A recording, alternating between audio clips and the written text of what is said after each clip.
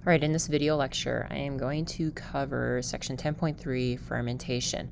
And so we have been discussing the story of cellular respiration, how it's broken down into three stages. We start off with glycolysis, right? The splitting of sugar into pyruvic acid. And if oxygen is available, then the pyruvic acid will move into the mitochondria and go through the Krebs cycle to generate a little bit more of ATP. But the Krebs cycle, really its main purpose is to make electron carriers, which will be used in ETC, and we build up that proton gradient, and through the process of chemiosmosis, we generate a lot of ATP. So that's all great and good if you have oxygen at the end of the ETC to pick up those electrons to make water. Now, during excessive workouts, your oxygen levels, do go down. They are low. You breathe harder to try to, get as much oxygen as you can. And so then your body starts to undergo a different pathway to continue to make energy. So we are going to look at fermentation, specifically lactic acid fermentation in us, and then another type of fermentation in other organisms called alcoholic fermentation. So fermentation is the process by which cells release energy in the absence of oxygen. So we're still making some ATP here, but without the presence of oxygen. So without oxygen, our body makes ATP through glycolysis. That is the only thing that can make ATP.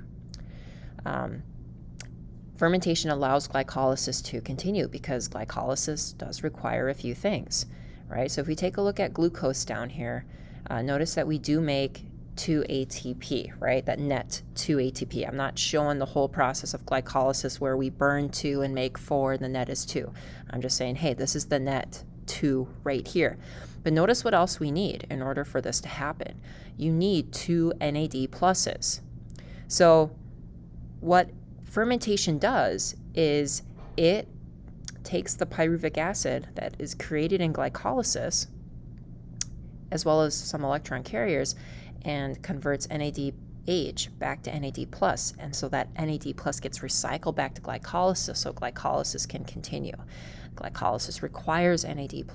So this process uses electron carriers, okay? Not through the ETC, through a different entire process here, to allow glycolysis to continue. So it recycles that NAD+ back to glycolysis. It does not make ATP. Okay, this is the fermentation part. We are not making ATP. The only part where ATP is made is in glycolysis, and this happens in the cytoplasm. No mitochondria here.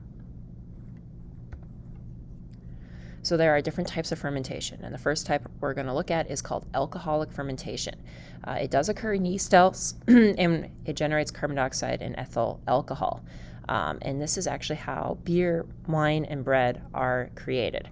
So notice my front half here is still glycolysis. Okay, there's my pyruvic acid, also known as pyruvate, and it will go through a series of reactions, use some electron carriers to create NAD+, which will get recycled back to glycolysis, and then we do generate 2 alcohols and 2 carbon dioxides. Notice my carbon here, my carbon amounts stay the same, okay?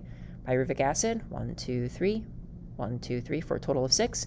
Alcohol, so 2 carbon molecule with a few other things to it, and 1 CO2, right? So 1, 2, 3, 1, 2, 3. So we create alcohol and carbon dioxide in this process. So bread, the reason why bread rises is because of the CO2 gases that are escaping. Yes, it does generate alcohol, but then when you bake the bread, it burns off. Wine, so they create the alcohol and the CO2. I'm not sure if this is exactly right, but it does escape. But they have to filter it because of the yeast in there. So they kind of have to do some kind of filtration to get the yeast out of it. Because eventually what happens with yeast is it creates so much alcohol that it actually kills itself. And that level is I think I want to say it's 11% or 17%, but don't quote me on that. Okay, lactic acid fermentation occurs in animals, and what happens is that we're going to take our pyruvic acid and convert it into lactic acid. Lactic acid fermentation is responsible for the production of cheese, yogurt, buttermilk, sour cream, pickles, sauerkrat. But the bottom line is both types of fermentation recycle NAD plus back to glycolysis. So let's just take a look at lactic acid fermentation here. Start off with glucose, we go through glycolysis, we make a little bit of ATP in these electron carriers, and then the pyruvic acid goes through a series of reactions to generate NAD plus, which will get recycled back to glycolysis, and then lactic acid. So this is a waste product, okay? So it's very similar to pyruvic acid, but we're probably rearranging some hydrogens and oxygens around. This is a waste product, and it builds up in your muscles, and this is what actually causes muscle soreness, lactic acid. So, quick energy, your body uses ATP already in muscles as well as ATP made by lactic acid fermentation.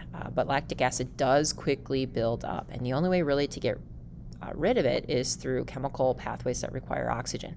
So if you're ever like really, really sore after a workout or a practice, you want to know what the best solution is to feel better? To go on a nice, easy run, a run or a jog that you can talk.